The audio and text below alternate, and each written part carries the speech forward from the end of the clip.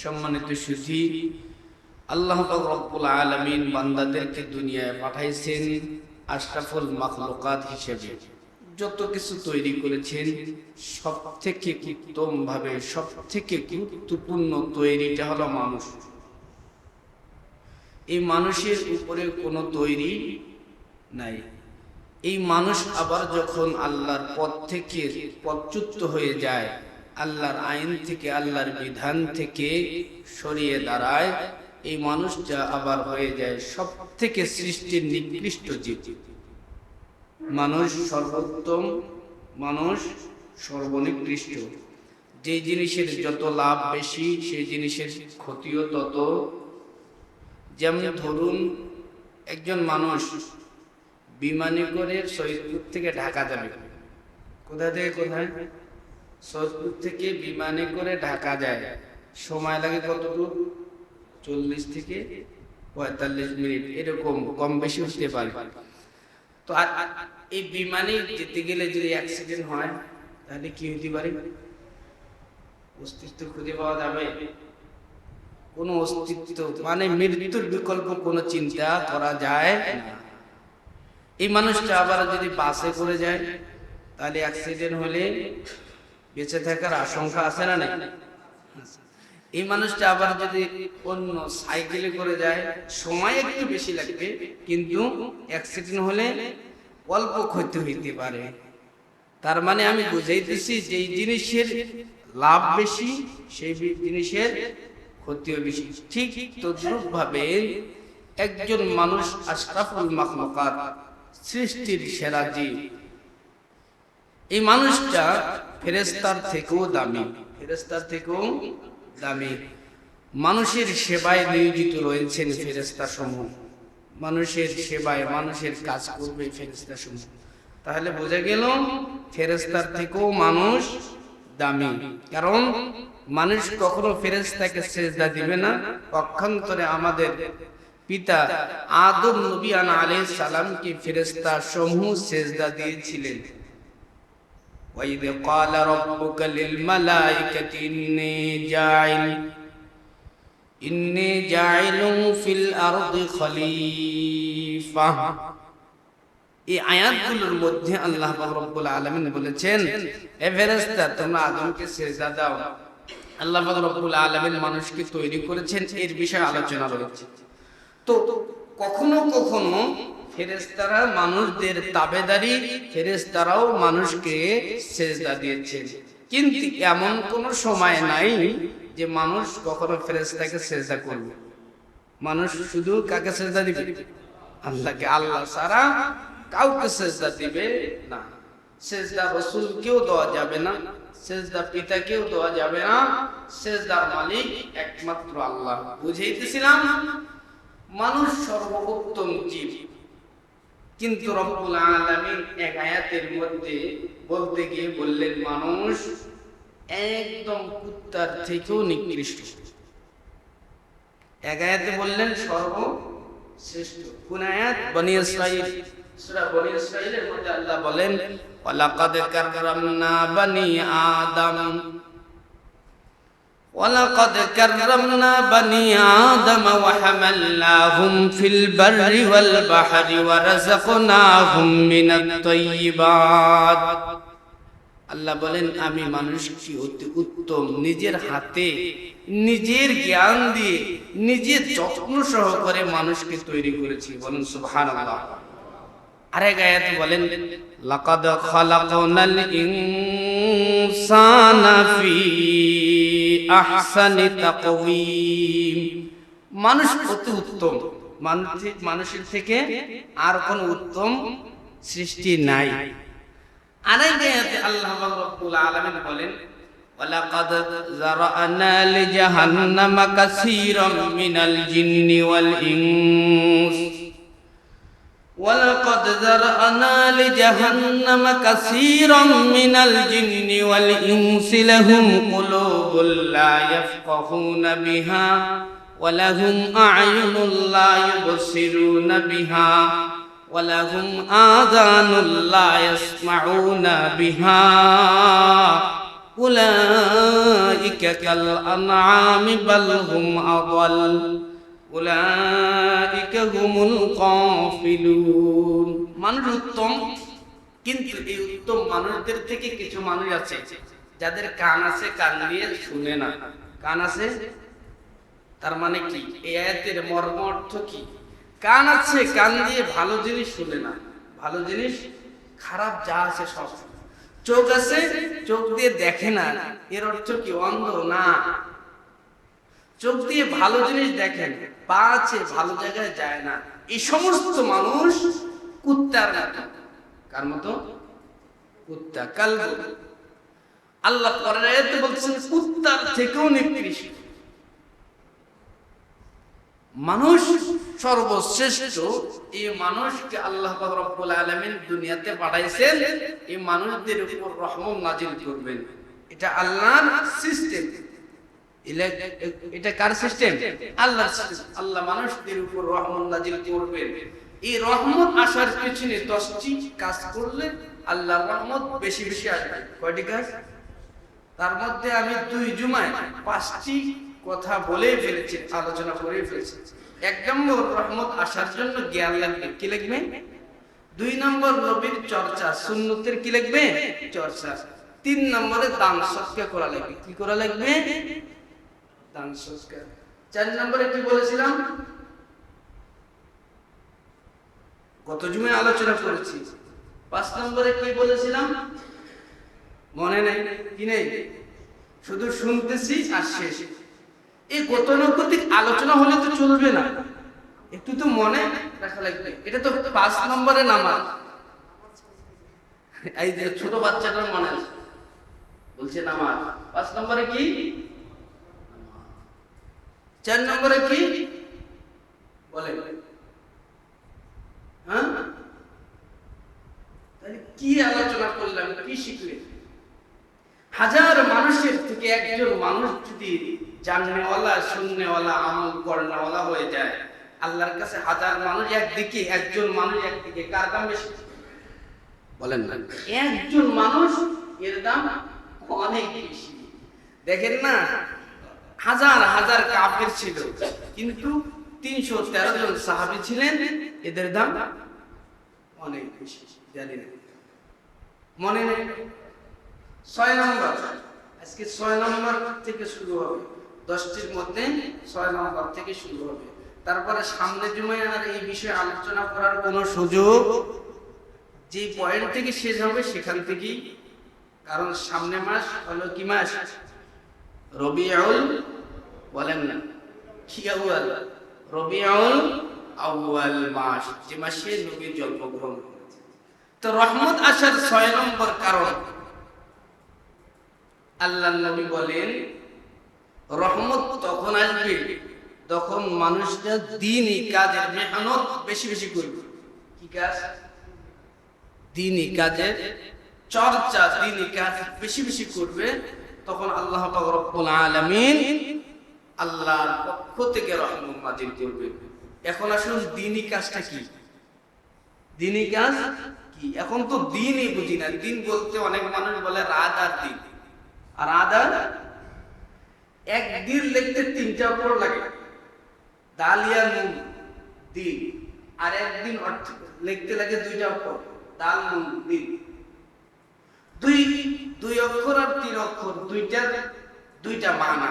একটার অর্থ হলো রাত আর দিন, আর একটি হলো ইসলামিক যে দিন ব্যবস্থা, জীবন ব্যবস্থা, এটা বলে দিন। এগুলো জানার দরকার। দ্বীনি মেহনতের কাজ যখন আমাদের মাঝে বেশি থেকে বেশি চালু হয়ে যাবে, তখন আল্লাহ পাক রব্বুল আলামিন তেনার পক্ষ থেকে রহমত নাযিল করবেন। বলুন সুবহানাল্লাহ। এখন দ্বীনের কাজ নাই বললেও চলে, নাই বললেও চলে। কিন্তু নবীর জামানায় নবী মুকাররম ফখরে দু আলম ইমামুল আম্বিয়া সরকারে দু আলম বিশ্ব নবী মুহাম্মদ রাসূলুল্লাহ সাল্লাল্লাহু আলাইহি ওয়াসাল্লাম বড় থেকে বড় ধনী, ছোট থেকে গরিব, ছোট থেকে ছোট গরিব, সবাইয়ের কাছে দ্বীনের দাওয়াত, ইসলামের দাওয়াত পৌঁছে দিয়েছেন। আবু জেহেল, আবু লাহাব, উতবা, শাইবা, যারা পাওয়ার ছিল চেয়ারে ছিল, তাদের কাছেও দিনের দাওয়াত দিয়েছেন। এবং ছোট থেকে ছোট মানুষের বাড়িতে কাজ করে, খাপ্পা কামারের দোকানে কাজ করে। কিসের দোকানে? নিজের দোকান না, কামারের দোকানে কাজ করে, তারা দাওয়াত দিছে, বলো কুলু লা ইলাহা ইল্লাল্লাহ। তো খাপ্পা ইসলাম গ্রহণ করে মুসলমান হয়ে গেছে। পক্ষান্তরে বেলাল মানুষের খেজুরের বাগানের চাকর ছিল, নিজের বাগান না, তো দাওয়াত দিছে, তো কালিমা পড়ে মুসলমান হয়ে গেছে। তারা কি মুসলমান ছিল? অমুসলিম। কি আপনার বুকে হাত দিয়ে বলুন তো, আমার জীবনে, আপনার জীবনে কয়েকজন অমুসলিমকে আমি আপনি দাওয়াত দিয়েছি? কয়জন? আমরা তো তাবলীগ করি মুসলমানদের মাঝে, নবীকে তাবলীগ করেছেন মুসলমান প্লাস অমুসলিম। মুসলমানদেরকে দ্বীনের দাওয়াত দেব কেন? ব্যাটারির মধ্যে চার্জ যেন হয়। দেখবেন মোবাইলের মধ্যে ব্যাটারি আছে, চার্জ 50%, চার্জার দিয়ে চার্জে লাগাই দিলেন, চার্জ বাড়তে আসছে, অনেক টাইম চলে। আমি যে আপনাদের মাঝে ওয়াজ করতেছি, এটা ব্যাটারির মধ্যে চার্জ আসছে। কিন্তু অমুসলিমদের মাঝে দাওয়াত দিবেন কি? অমুসলিম না আমাদের মাঝ থেকে দাওয়াত পাওয়ার জন্য তারা ব্যতিব্যস্ত হয়ে রয়েছে। দাওয়াত দেওয়া আমাদের দায়িত্ব। দাওয়াত দেওয়া কাদের দায়িত্ব? কোরআনের আয়াত আছে, বলতেছি। দাওয়াত দেওয়া আমাদের, অমুসলিমদের মাঝে দাওয়াত দেওয়া আমাদের কি? বলেন না, আমাদের কি দায়িত্ব? আর দাওয়াত পাওয়া তাদের দায়িত্ব। দাওয়াত দেওয়া আমাদের কর্তব্য, দাওয়াত পাওয়া তাদের কর্তব্য। আমরা দাওয়াত দেবো, তারা দাওয়াত পাবে, এটা তাদের অধিকার। আর দাওয়াত গ্রহণ করবে কি করবে না, এটা তার ইচ্ছার ব্যাপার। দাওয়াত কবুল করবে কি করবে না, এটা কার ইচ্ছার বিষয়? অমুসলিম। কিন্তু দাওয়াত দিলাম কি দিলাম না, আল্লাহ যদি ধরে, আপনি কয়জনের দাওয়াত দিচ্ছেন বলেন? আমরা তো মুসলমান কেউ বলিনি, আর অমুসলিম তো দূর, একসাথে চা খাইতেছি, একসাথে সব জায়গায় যাচ্ছি, কিন্তু একটা অমুসলিমকে ইসলামের দ্বীনের কথা, দ্বীনের ভালো কথা আমরা কয়জনে বলি? বলি না। এগুলো নাই। পক্ষান্তরে রব্বুল আলামিন বলেন, তোমরা কি কখনো সফল মুমিন হওয়ার স্বপ্ন কি দেখো? মুসলমানদেরকে আল্লাহ বলতেছেন। কাদেরকে আল্লাহ বলতেছেন? বলেন না, কাদেরকে? মুসলমানদেরকে আল্লাহ রব্বুল আলামিন বলেন, তোমরা কি কখনো সফল মুমিন হওয়ার স্বপ্ন দেখো? আমরা কি সফল মুমিন হওয়ার স্বপ্ন দেখি না? মুমিন সকলেই, কিন্তু সফল মুমিন কয়জন? সফল মানে যে মুমিনটা জান্নাতে চলে যাবে। আমরাও মুমিন, আমরা কি, কিন্তু কমতি আছে। আল্লাহ বলেন, তোমরা কি সফল মুমিন হওয়ার স্বপ্ন দেখো? আল্লাহ কোরআনুল কারীমের মধ্যে বলেন, ওয়ালতাকুম মিনকুম উম্মাতুন ইয়াদউনা ইলাল খায়র, ওয়ালতাকুম মিনকুম উম্মাতুন ইয়াদউনা ইলাল খায়র ওয়া ইয়া'মুরুনা বিল মা'রুফ ওয়া ইয়ানহাউনা 'আনিল মুনকার ওয়া উলাইকা হুমুল মুফলিহুন। তোমাদের মাঝে এমন কতগুলো মানুষ আছে যারা মুসলমানদের মাঝেও দ্বীনের কাজ করে, অমুসলিমদের মাঝেও দ্বীনের কাজ করে, ইসলামের দাওয়াত দেয়, ভালো কাজের আদেশ দেয়, খারাপ কাজ থেকে বাধা প্রদান করে। আল্লাহ বলেন, তোমরা শুনে নাও, উলাইকা হুমুল মুফলিহুন, তারাই সফল মুমিন। বলুন সুবহানাল্লাহ। এখন আমরা মুসলমানদের মাঝে দাওয়াত দেই না, না দেওয়ার কারণে কি ক্ষতি হয়? না দেওয়ার কারণে বাস্তব উদাহরণ, আমাদের মুসলমান যারা আমরা আছি, এদের মধ্যে অনেক মানুষ খ্রিস্টান হয়ে যাচ্ছে। কি হয়ে যাচ্ছে?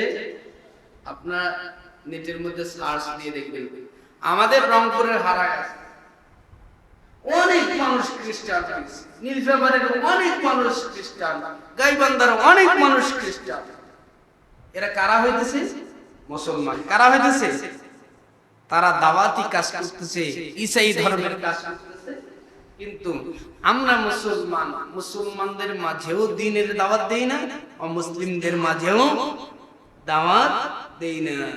কিন্তু নবীর জামানায় নবী মুসলমানদেরকে নিয়ে এরকম ওয়াজ করতেন, আর মাঠে ময়দানে অমুসলিমদেরকে দ্বীনের দাওয়াত করতেন।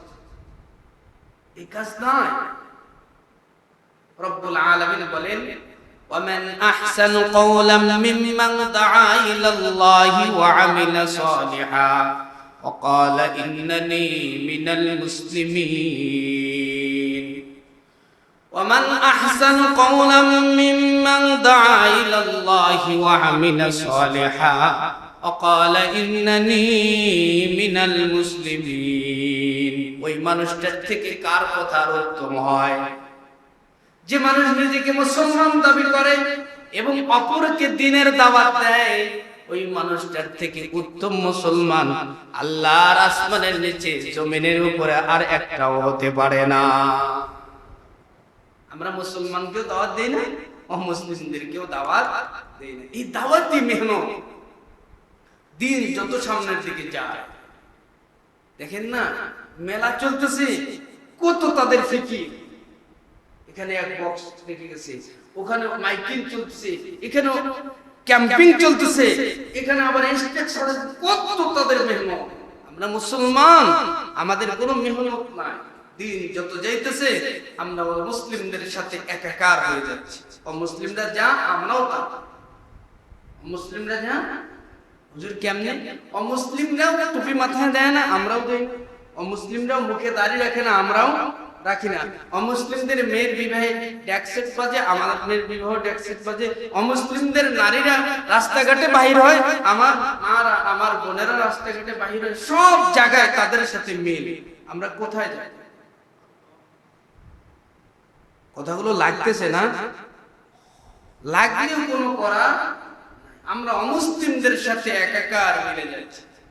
এগুলো বাদ দেন, বাদ দিলে পরে আল্লাহ পাক রব্বুল আলামিন তার আরশে আজিম থেকে রহমত নাজিল করবেন। সুবহানাল্লাহি ওয়া বিহামদিহি, সুবহানাল্লাহিল আযীম। এটা হলো 6 নম্বর, মনে রাখবেন। এগুলো শুনে সোজার জন্য বলছি না, এগুলো লিখে রাখবেন, এগুলো আমল করবেন। দিনে একদিন হলেও, বছরে একদিন হলেও এই দিনই কাজ করা, একটা অমুসলিমদের মাঝে দাওয়াত দেওয়া। আপনি দাওয়াত দেন, এটা আপনার দায়িত্ব। দাওয়াত তো তার অধিকার, মানবে না মানবে আপনি দাওয়াত দিবেন। সে মানলো কি না মানলো সেটা তার ইখতিয়ার, সেটা তার ইখতিয়ার। আপনি তাকে বল প্রয়োগ করতে পারবেন না। আল্লাহ রাব্বুল আলামিন বলেন লাস্তা আলাইহিম বিমুসাইতির। হে নবী, আপনাকে আমি পুলিশ বানাই নাই। কি বানাই নাই? আপনাকে দারোগা বানাই নাই। কে নামাজ পড়বে আর পড়বে না, কে ইসলাম গ্রহণ করবে আর করবে না, কে কোরআন পড়বে আর পড়বে না, আপনি দ্বীনের দাওয়াত দেন। তাকে হেদায়েত আমি দিব কি দিব না সেটা আমার ব্যাপার। কার ব্যাপার? আল্লাহ নিজেই বলেন ইন্নাকা লা তাহদি মান আহবাবতা ওয়ালা ইন্নাকা লা তাহদি মান আহবাবতা ওয়ালাকিন্নাল্লাহা ইয়াহদি মান ইয়াশা ওয়া হুয়া আ'লামু বিল মুহতাদিন। নবীর একজন চাচা, নাম তার আবু তালেব, ঈমান গ্রহণ করেন, শেষ পর্যায়ে চলে এসেছে। আল্লাহর নবী মাথার কাছে বসে মাথা থেকে পা পর্যন্ত মালিশ করতেছে আর বলতেছে চাচা আপনি শুধু একবার বলেন লা ইলাহা ইল্লাল্লাহ, শুধু একবার, শুধু পড়েন। চাচা বলে না। সঙ্গে সঙ্গে আল্লাহ রাব্বুল আলামিন জিবরাইল আমিনকে পাঠালেন, যান জিবরাইল আমার নবীরে বলেন ইন্নাকা লা তাহদি মান আহবাবতা ওয়ালাকিন্নাল্লাহা ইয়াহদি মান ইয়াশা ওয়া হুয়া আ'লামু বিল মুহতাদিন। নবী আপনি যাকে দাওয়াত দিবেন সে দিন গ্রহণ করবে কি করবে না সেটা আপনার দায়িত্ব না। আপনার কাজ আপনি শুধু দাওয়াত দিয়ে যাবেন। আপনার উম্মতের কাজ তারা শুধু দাওয়াত দিবেন, তারা শুধু বলবেন আমি যাকে ইচ্ছা করব, যাকে আমার ভালো লাগবে আমি রব তাকে হেদায়েত দিয়ে কোরআনের পথে, ইসলামের পথে কবুল করে নেব। সুবহানাল্লাহ। নবী নিজেই দাওয়াত দিয়েছেন, তবু অনেক মানুষ অমুসলিম ছিল। আর আমি আপনি দাওয়াতের কাজ করি না, আমরা দাওয়াতের কাজ করব। কে মানলো কে মানলো না, কে শুনলো কে শিখলো না সেটা তার দায়িত্ব আর তার রবের দায়িত্ব। আমরা দাওয়াত দেবো তো ইনশাআল্লাহ।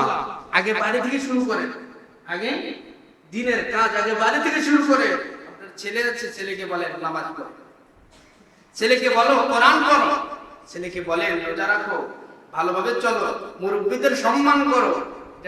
আপনার বাড়ি থেকে শুরু করে, আপনার বাড়িতে আপনার ছেলে মেয়ে, আপনার স্ত্রী, আপনার বাবা মা, এদেরকে আগে ভালো করেন, তারপর বাইরে, তারপর গ্রামে, তারপর আপনার উপজেলায়, তারপর আপনার শহরে, তারপর আপনার দেশে, তারপর বিদেশে, সব জায়গায় দিনের কাজ করা লাগবে।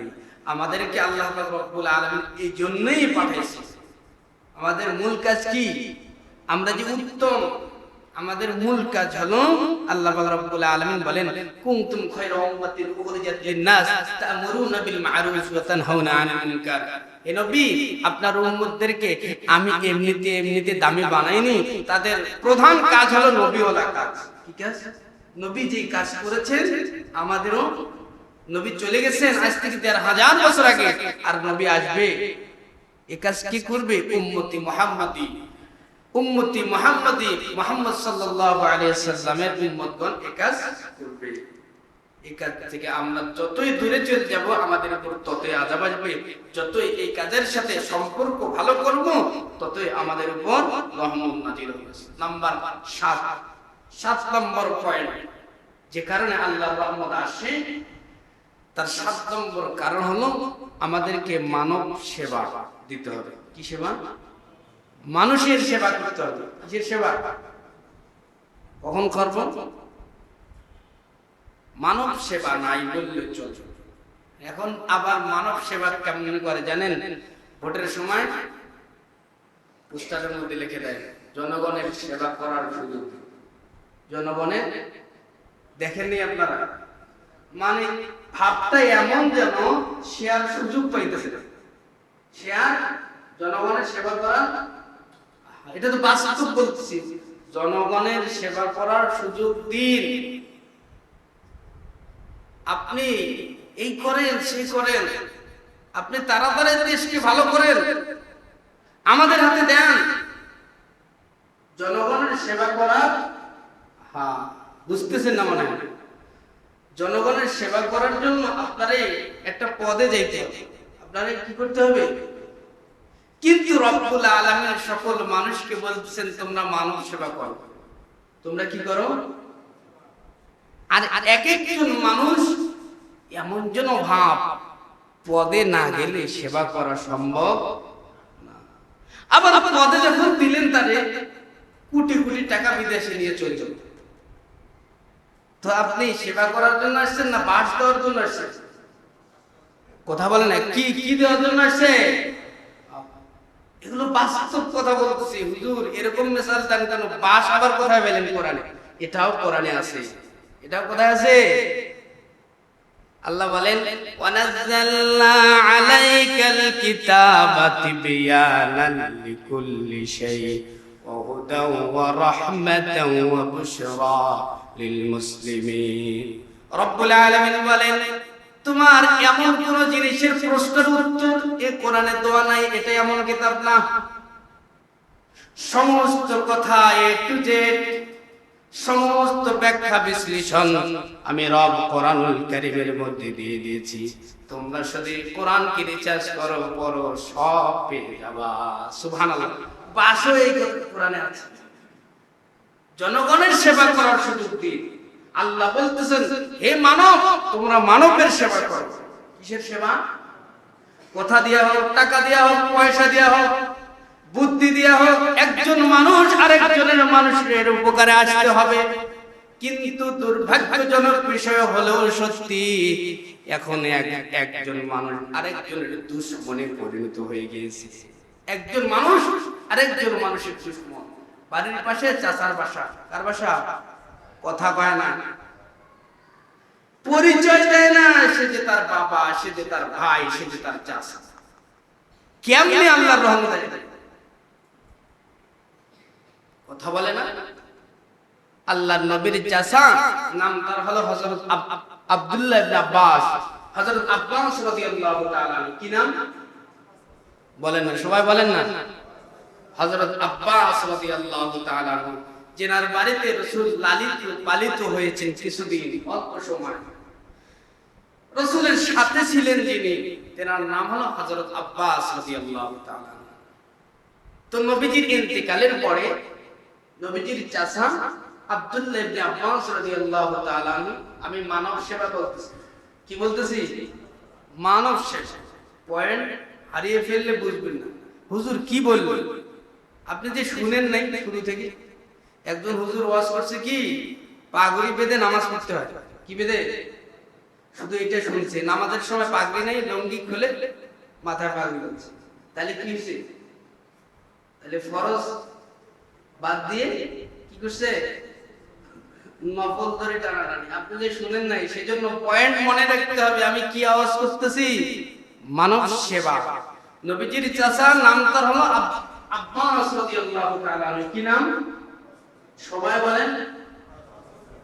নায়ক নায়িকার নাম বলতে বললে একবারে কিম করে আওয়াজ, যেমনি ভাবে গোল দুই পার্টি খেলা হইতেছে, দুই দিকে দুই পার্টি লোকজন বসা, তো গোল যখন হয়ে যায় তো প্লেয়াররা বলতে হয় না যে বলো গোল হয়েছে, বিকট এক আওয়াজ গোল বলে না?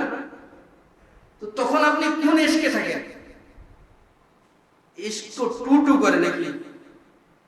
আমি রাসূলের চাচা সাহাবী, বড় সাহাবী নাম বলতে বলছি হযরত আব্বাস। কি নাম? তেনার মাকবারা যারা হাজী সাহেবরা গিয়েছেন তেনার কবর দেখে এসেছেন। ওই আব্বাস রাদিয়াল্লাহু তাআলা আনহুর কবরের পাশে এক আঙ্গুরের বাগান আছে, যেখানে সৌদি আল্লাহ আঙ্গুরের শরবত মানুষদেরকে, হাজীদেরকে বিনা পয়সায় খাওয়ায়। আপনি জানেন? হজ করতে জানেন? আপনি গেছেন না হাজী? ওইখানে ওই তেনার কথা বলছি। তো হযরত আব্বাস রাদিয়াল্লাহু তাআলা আনহু ইতিকাফে বসছে মসজিদে নববীতে। কোথায়? ইতিকাফ ভালো জিনিস না খারাপ জিনিস? কেমন ভালো? এর থেকে ভালো আর হয় না। কোথায় ইতিকাফে বসছে? মসজিদে নববীতে। কোথায়? যে মসজিদে এক রাকাত নামাজ আদায় করলে কত রাকাতের সওয়াব? 50,000 রাকাতের সওয়াব। সেই মসজিদে ইতিকাফে বসছে একজন তাবিঈ, নবীরে দেখেনি, সাহাবীরে দেখছে, তারা বলা হয় তাবিঈ। ওই তাবিঈ এসে বলতেছে নবীজির চাচা আমি একটা বিপদে পড়ছি। ওই কি বিপদ? কয় চাচা আমি বিপদটা হলো এই, আমি এক ইহুদির কাছে কিছু টাকা খরচ দিয়েছি, ধার নিয়েছি। তো আমি দিতে চেয়েছি এই ডেটে, কিন্তু আমার এখনো ব্যালেন্স হয়নি। তো কি করতে হবে? আপনি যদি বলেন ইহুদিকে তাহলে ডেটটা আরেকটু বাড়ায় দিন। আপনারা সবাই মানে আপনি মদিনার মধ্যে অনেক প্রভাবশালী এক মানুষ, আপনার অনেক দাম, নবীজির চাচা। ঠিক আছে। তো ওই মানুষটা আপনার বাড়িতে কখন আসবে টাকার জন্য? ওই কখন আসবে আমি জানি না। ওই তুমি কি তার বাড়ি চিনো? ওই চিনি। নবীজির চাচা বললেন চলো তার বাড়িতে যাই। তার বাড়িতে চলো, তার বাড়িতে যাই। ওই মানুষটাকে নিয়ে, তাবিঈকে নিয়ে হযরত আব্বাস রাদিয়াল্লাহু তাআলা আনহু হাঁটা শুরু করে দিলেন। এমন সময় তাবিঈ ডাক দিয়া কয় নবীজির চাচা আপনি যে ইতিকাফে আছেন, আপনি কি ভুলে গেছেন? ইতিকাফে থাকলে মানুষ বাইরে যাওয়া যায় মসজিদ থেকে? আপনি ইতিকাফে যে আছেন, আপনি যে বাইরে চলে আসলেন, এটা ভুল হয়নি? নবীজির চাচা বলে না এটা ভুল হয়নি, আমি তোমার উপকার করার জন্য আছি। কেন? এত বড় এক বড় জিনিস ছেড়ে আপনি আমার উপকার করার জন্য আমি যার কাছে খরচ নিয়েছি, টাকা নিয়েছি, তার বাড়িতে যাচ্ছেন, কারণটা কি? আব্বাস রাদিয়াল্লাহু তাআলা আনহু ইউসুফ কালদালবি রাহমাতুল্লাহি আলাইহি তেনার কিতাবের মধ্যে হায়াতুল হায়াওয়ান, হায়াতুস সাহাবা বইয়ের মধ্যে ইউসুফ কালদালবি রাহমাতুল্লাহি আলাইহি লেখেন হযরত আব্বাস রাদিয়াল্লাহু তাআলা আনহু নবীজির কবরকে এরকম করে লক্ষ্য করে দেখিয়ে দিয়ে বলছেন, এ তাবি শোনো, ওই মুহাম্মাদের রওজা মোবারক দেখা যায়, তিনি আমারে বলছেন তথা গোটা বিশ্বের মুসলমানদেরকে বলেছেন কোন মানুষ যদি কোন মানুষের উপকার করে, কথা দেয়া হোক আর টাকা দেয়া হোক, বুদ্ধি দেয়া হোক, যে কোনো ভাবে হোক, মানুষ যদি মানুষের উপকার করে, 10 বছর যদি কোন মানুষ ইতিকাফ করে, যে সব হয় সামান্য সব, সামান্য সময় আল্লাহর এক মাখলুকাত মানুষের যদি উপকার করে, 10 বছর ইতিকাফ করলে যে সব আল্লাহ পাক রব্বুল আলামিন ওই মানুষটার উপর, ওই মানুষটার আমলনামায় এর থেকে বেশি সব দিয়ে দেয়, অনেক সব দিয়ে দেয়।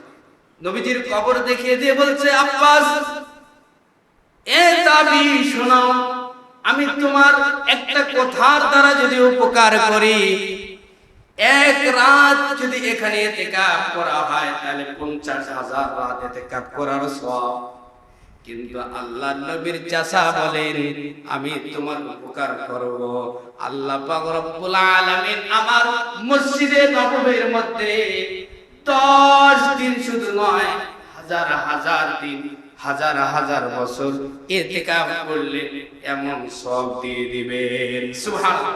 শুধু উপকার, এখন শুধু পাঁচ দরকার। যে যে জায়গায় আছে, চাচার উপকার ভাতিজা করে না, ভাইয়ের উপকার ভাই করে না, কোন দিক দিয়ে শান্তি নাই। পক্ষান্তরে আল্লাহর পয়গম্বর হাবিবে কিবরিয়া মুহাম্মদুর রাসূলুল্লাহ সাল্লাল্লাহু আলাইহি ওয়াসাল্লাম হাদিস বর্ণনা করতে গিয়ে এক হাদিস, বড় লম্বা হাদিস নিয়ে আসছে।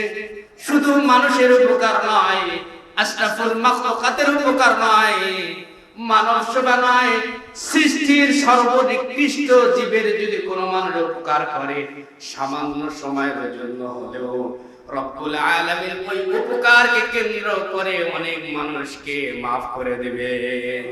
বনি ইসরাইলের একজন মহিলা বেশ্যা ছিলেন, কি ছিলেন? যৌনকর্মী ছিলেন। এই ঘটনা সবারই শোনা, চাষ দেওয়ার জন্য বলা। কি দেওয়ার জন্য বলা? চাষ। নবীজি হাদিস বর্ণনা করেন, বেশ্যা মহিলা যৌনকর্মী টাকার বিনিময়ে দেহ বিক্রি করে, বাজারে যে যায় তার কাছে দেহ বিক্রি করে দেয়। আল্লাহ নবী বলেন, একদিন রাস্তা দিয়ে হাঁটতেছে, এমন সময় থেকে একটা কুত্তা পানির জন্য জিহ্বা কূপের মধ্যে বাহির করে দিয়ে পানি খাবে খাবে ভাব, কিন্তু পানির তালাশ খুঁজে পায় না, পানির তলা খুঁজে পায় না। এমন মুহূর্তে হাজারো বার জিনা করছেন, হাজারো বার অনৈতিক কাজ করেছেন। ওই মহিলা ওই দিক দিয়ে যাচ্ছে, এমন সময় দেখতেছে কুত্তাটা কষ্ট হয়ে হাঁপাইতেছে। সে তার নিজের শাড়িটা সুন্দর করে খুলে ওই কূপের মধ্যে দিয়ে দিয়েছে। একটু পানি তুলে কুত্তার মুখের মধ্যে দিয়েছেন। কুত্তাটা খুশি হয়ে আল্লাহর কাছে দোয়া করছে, মালিক আয় রব্বুল আলামিন, এই মহিলা আমার কলিজা ঠান্ডা করে দিয়েছে, তুমিও তার কষ্ট দিও না, তুমিও তার কলিজা ঠান্ডা করে দিও। কুত্তা দোয়া করতে দেরি, মালিক এত মুহূর্ত দেরি করে নাই, কিছুদিন পরেই তার ইন্তেকাল হয়ে গেছে। সবাই বলে বেশ্যা মারা গেছে, কেউ যাবা না, কেউ তার কাছে যাবা না, বেশ্যাকে কবরস্থ করা হয়ে গেছে অল্প সংখ্যক মানুষ নিয়ে। আল্লাহ পাক রব্বুল আলামিন ওই বেশ্যা নারীর সাথে এমন ব্যবহার করছে, আমার আপনার পয়গম্বর ফখরে দু আলম ইমামুল আম্বিয়া বলেন, হাদিসের মধ্যে এসেছে, ওই বেশ্যা যখন কবরে চলে গেছে, রব্বুল আলামিন ডাক দিয়ে কয়, এ যৌনকর্মী মহিলা, তোমার আমলনামায় কোনো ভালো কাজ নাই, শুধু একটা মাত্র ভালো কাজ করেছো, আমার নিকৃষ্ট প্রাণীকে এক ফোঁটা একবার পানি খাওয়ার কারণে আমি রব ওই আমল করেছো, এই কারণে আমি রব তোমার উপর খুশি হয়ে জীবনের তামাম জিন্দেগীর গুনাহ maaf করে দিলাম। সেজন্য আল্লাহর নবী বলেন, ক্বালান নবী সাল্লাল্লাহু আলাইহি ওয়াসাল্লাম, আফশুস সালাম ওয়া আত'ইমুত তুআম ওয়াসিলুল আরহাম ওয়াসাল্লু বিল-লাইলি ওয়ান-নাস নিয়াম তাদখুলুল জান্নাতা বিসালাম। মানুষ যদি মানুষকে খাওয়ায়, মানুষ যদি মানুষকে খাওয়ায়, মানুষ যদি মানুষকে সালাম দেয়, চার কাজ, এই হাদিসের মধ্যে আল্লাহর নবী বলেন, চার কাজ যদি কোনো মানুষ করে তাহলে বিনা হিসাব জান্নাত। বিনা হিসাব কি? এক নম্বর সালাম, আফশুস সালাম। মুসলমানদেরকে দেখা হলে প্রথম যে কাজটা করতে হবে সেটা হলো সালাম। কি? আমি ইমাম সাহেব, আমি কেন সালাম দেব? সবাই আমার সালাম দিবে। আমি মুরব্বী হাজী সাহেব, আমি কেন সালাম দেব? কেন যদি চলে আসে ভিতরে জাহান্নাম ছাড়া কোনো উপায়, আমি সবাইকে আগে আগে সালাম দেব। আল্লাহর নবীকে কেউ কোনোদিন সালাম দিতে পারে নাই। হাদিসের মধ্যে দিছে অন্যভাবে, লুকিয়ে, রাস্তার মধ্যে লুকিয়ে সালাম দিছে, এটা অন্য বিষয়। নবীর সামনে যে আসছে তাকে নবী সালাম দিছে, কিন্তু এখন সালাম আসেনি। একটা মোবাইল বেজে বারবার শুধু মোবাইলে টিপে, ইম্পর্টেন্ট যদি লোক যায় কাল্লাটা উপর দিকে ঘুরে আবার ভালো করে টিপে, মনে যেন হয় মুরব্বি তারে দেখে নাই। ওই গ্রামের মধ্যে আগে ছিল কি, আগে কিন্তু বাথরুমের ব্যবস্থা ছিল না। আগে মানুষ খোলা মাঠে পায়খানা করতো, এটা জানেন না আপনারা? তো খোলা মাঠে পায়খানা করতে গিয়ে কি হয় জানেন? যে পায়খানা করতে বসছে সে কাল্লাটা নিচের দিকে দিয়ে তার কাজ শেষ করে, কে তারে দেখলো আর দেখলো না, ও মনে মনে ভাবে আমি দেখি নাই, আমারে কেউ, ওরে কিন্তু সবাই দেখছে। ওরে কিন্তু এমন ভাব এখন হচ্ছে মানুষদের, মানে চীনা পরিচিত লোক দেখলে সালাম দেওয়ার ভয়তে টপস করে মোবাইলটা বের করে, তার মানে তার কেউ দেখেনি, ওরে কিন্তু সবাই দেখছে। দেখছে? সবাই দেখছে। সালাম দেওয়ার ভয়তে কারো দিকে দেখে না, কথা বলার ভয়তে কেউ কারো দিকে দেয় না, পরিচয় হয়ে যাবে কেমনে তার এই সিস্টেম বাদ দেন, সালাম দেন। কি দেন? আল্লাহর নবী বলেন চার কাজ যদি কোনো মানুষ করে, কয়টি কাজ? জোরে বলেন না কেন, কয়টি কাজ? চার কাজ যদি কোনো মানুষ করতে পারে, আল্লাহর নবী বলেন ওই মানুষটার জন্য জান্নাতের 8টা দরজা খোলা। সুবহানাল্লাহ। এক নম্বর আফশুস সালাম। কি? আসসালামু আলাইকুম ওয়া রাহমাতুল্লাহি ওয়া বারাকাতুহু, অথবা আসসালামু আলাইকুম। যারে দেখবেন ছোট হোক বড় হোক, মুরব্বী হোক যুবক হোক, হাজী সাহেব হোক আর খতিব সাহেব হোক, সবাই আমরা সবাই সালাম দেব। এমন অনেক মানুষ আছে এখানে, আমি যদি প্রশ্ন করি, আমি যদি বলি ভাই আপনি কি কখনো আপনার স্ত্রীকে সালাম দিয়েছেননি? কখনো দেন? অনেক মানুষ আপনি পাবেন স্ত্রীকে সালাম দেন, শুধু কই আমারে সালাম দেয় না কেন, আমারে মহব্বত করে না কেন, আমারে খেদমত করে না কেন, শুধু স্ত্রীর সব দায়িত্ব তার। আপনি স্ত্রীর সালাম দিবেন, আপনার মেয়েরে দিবেন, আপনার ছেলেরে দিবেন, এরকম করে যখন দিতেই থাকবেন 1 দিন 2 দিন 5 দিন 10 দিন দিবেন, দেখবেন আপনার স্ত্রী আপনাকে আর সালাম দেওয়া লাগবে না, দরজা খুলে দিয়ে আপনার স্ত্রী আপনার সালাম দিবে। সালাম অর্থ হলো শান্তি। আপনি যখন বাইরে যাবেন আপনার স্ত্রী আপনার সালাম দেবে। আল্লাহর নবী বলেন কোন স্ত্রী যদি স্বামীর জন্য দোয়া করে দেয়, আসসালামু আলাইকুম ওয়া রাহমাতুল্লাহ, ও আল্লাহ আমার স্বামীর উপর তোমার রহমত বরকত নাজিল করো। আল্লাহর নবী বলেন স্ত্রী দোয়া করতে দেরি, দোয়া কবুল হইতে কোনো সময় লাগে না। সুবহানাল্লাহ। স্ত্রী স্বামীর জন্য দোয়া করবে, স্বামীও স্ত্রীর জন্য দোয়া করবে, সালামের মহব্বত পয়দা হয়ে যাবে। আর সালাম প্রথমে জান্নাতের মধ্যে যেই ভাষার প্রচলন শুরু হয়ে যাবে, আল্লাহর নবী বলেন ওয়াসিকাল্লাযীনা তাকাউ রাব্বাহুম ইলাল জান্নাতি যুমারা।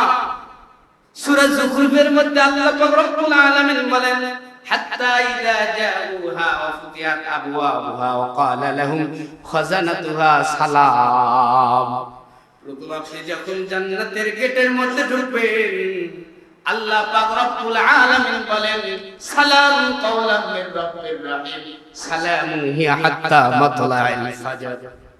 আল্লাহ পাক রব্বুল আলামিন বলেন এই জান্নাতি মেহমান জান্নাতি গেটের মধ্যে যেহেতু চলে এসেছো, তো আমার পক্ষ থেকে তোমার উপরে আমি রব্বির রহিমের পক্ষ থেকে তোমার জন্য সালাম, আসসালামু আলাইকুম ওয়া রাহমাতুল্লাহ। রব্বি কারীম সালাম দিবে, আর আপনি সালাম দেন না কেন? আপনি এত অহংকার কেন? এই অহংকার বাদ দেন। আপনার চাচারে সালাম দিবেন, আত্মীয়তার সম্পর্ক ঠিক রাখবেন, আপনার স্ত্রীকে সালাম দিবেন। নবী বলেন 4 কাজ করলে মানুষ বিনা হিসাব আল্লাহর জান্নাত। তার মধ্যে 1 নম্বর কাজ কি? সবাই বলেন না কেন? কি? সালাম দেব। খাদেমকে সালাম দিবেন, মুয়াজ্জিনকে সালাম দিবেন, ইমামকে দিবেন, তারাও দিবেন। সালামের প্রচার প্রসার শুরু হয়ে যাবে। মুসলিমরা বলবে এরা কি বলে রে, এটার অর্থ কি রে? এটার দাওয়াত পেয়ে তারে কালিমা করে মুসলমান হয়ে যাবে। সুবহানাল্লাহ। এরকম অনেক রহমত হয়েছে। 2 নম্বর ওয়াতিমুত তাআম, ওয়াতিমুত তাআম। আল্লাহর নবী বলেন 2 নম্বর শর্তটা যদি কোনো মানুষ পূরণ করে, সেটি হলো কোনো মানুষ যদি কোনো মানুষদেরকে খাওয়ান, যদি খানা অন্ন দিয়ে দেয়, দান করে দেয়, আসছে বাড়িতে খেতে দিবেন, মেহমানদারি করবেন। আল্লাহর নবী বলেন মেহমানদারি করার সাথে সাথে আমার রব বান্দার উপর খুশি হয়ে যায়। এটা হলো 2 নম্বর ফরম ক্লিয়ার করে। ওয়াতাইমুত তাআম ওয়াসিলুল আরহাম। চাচার সাথে ফুফুর সাথে সম্পর্ক আছে নি? ফুফুরে চিনি নি আমরা? ফুফু বাবার বোন আমরা চিনি নি? এটা চিনি না। অনেক মানুষ ফুফুরে কি চিনে না, আপনারা খোঁজ নিয়ে দেখবেন। আল্লাহর নবী বলেন 3 নম্বর যে ফরম খিলাফ করতে হবে সেটি হলো ওয়াসিলুল আরহাম। আত্মীয়তার সম্পর্ক যদি সুন্দর রাখে, আল্লাহর নবী বলেন সেই মানুষটার জন্য আল্লাহর জান্নাতের 8টি দরজা খোলা। 4 নম্বর ওয়াসিলুল আরহাম ওয়াসাল্লু বিল্লাইলি ওয়ান নাসি নিআম। কোন মানুষ যদি রাতের নামাজ আদায় করে, তার মানে মুহাদ্দিসিনে কিরাম লেখেন কোন মানুষ যখন তাহাজ্জুদের নামাজ আদায় করবে, ওই মানুষটার জন্য আমার রব জান্নাতের 8টি দরজা খুলে দিবে। সুবহানাল্লাহ। তাহলে 6 নম্বর পয়েন্ট হলো কি? আজকে বয়ান করলাম 6 নম্বর পয়েন্ট কি? দ্বীনের মেহনত। কিসের মেহনত? দ্বীনের মেহনত। 7 নম্বর মানব সেবা। কি সেবা? মানুষের সেবা করতে হবে, জনগণের সেবা করতে হবে। শুধু আপনি ক্ষমতায় গিয়ে যে করবেন তা না, এক একজন মানুষ এক একজনের মানুষের সেবক হতে হবে। তাহলে আল্লাহ রাব্বুল আলামিন, আল্লাহ আসমানের নিচে জমিনের উপরে রহমত নাজিল করবে। আল্লাহ রাব্বুল আলামিন আমাদের সকলকে বুঝার তৌফিক দান